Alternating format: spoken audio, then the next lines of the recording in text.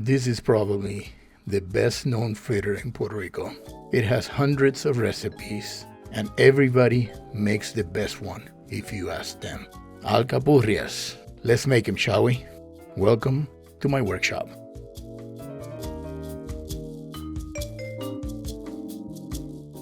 So the story goes that this originated in Puerto Rico by the native Indians, the Tainos. But they weren't fried, they were roasted with a masa made out of yuca. So now we are in the 21st century and everybody makes them however they want. Basically, they are all delicious. This is my version of alcapurria de masa. We're going to start by making the filling or the beef to stuff the alcapurrias with.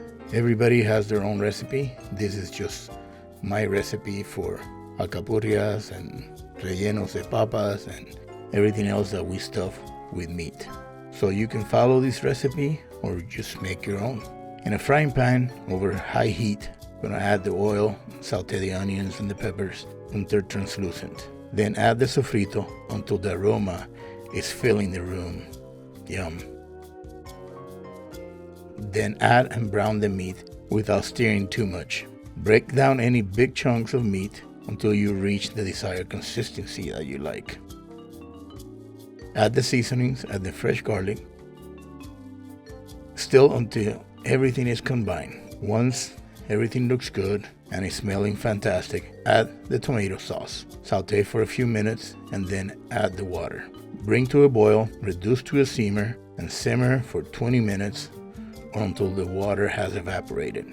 Don't freak out because you see a lot of water there. It's great because the beef is gonna release its own water, and then everything is gonna be absorbed back in.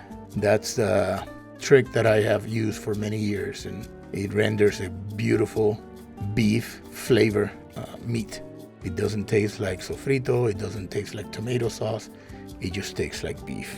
Season to taste and set aside, let it cool. If there's a lot of grease left because all the water has evaporated, just go ahead and you can drain. Now, let's make the famous annatto oil.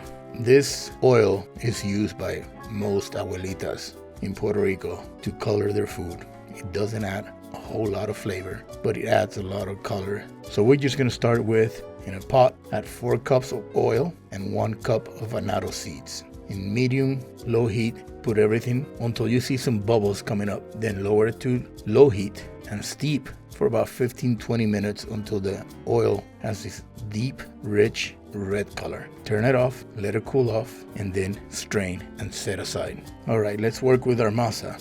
There's usually 2 different masas that people make alcapurrias with. One is yuca and the other one is masa, which is made out of green bananas, maybe some plantains, yautía, calabaza. Mines have all 4 of those. So they can be made in different areas. For example, you can do it in the food processor, you can do it in the blender, you can do it in a juicer, or you can use a box grater and just grate them by hand. Today I'm going to show you 2 different ways. We did it on a juicer and we did it on a food processor.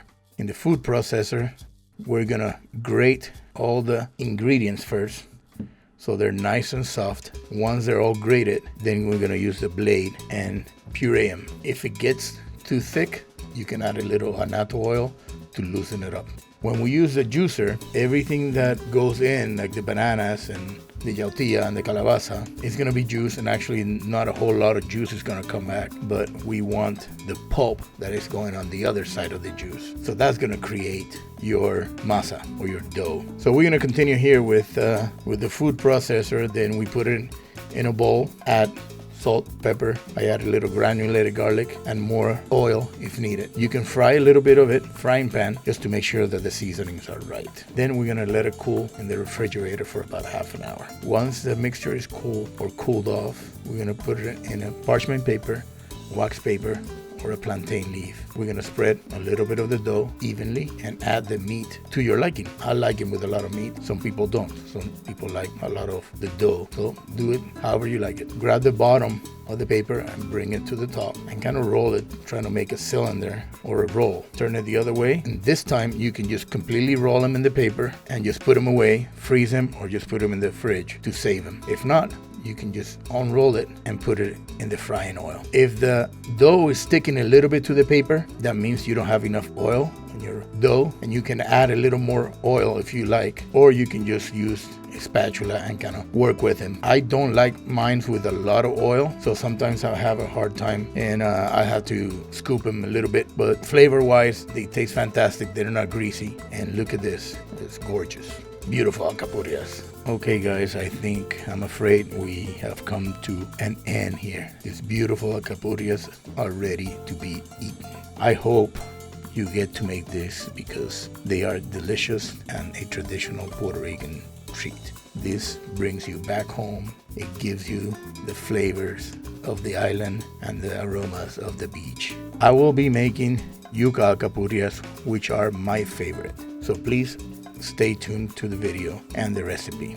Like always, you can find the recipe in our YouTube channel under the videos bio and the website that will be coming up soon with all the recipes. Follow me on TikTok, Instagram, YouTube, and Facebook. God bless. Stay healthy. Ciao.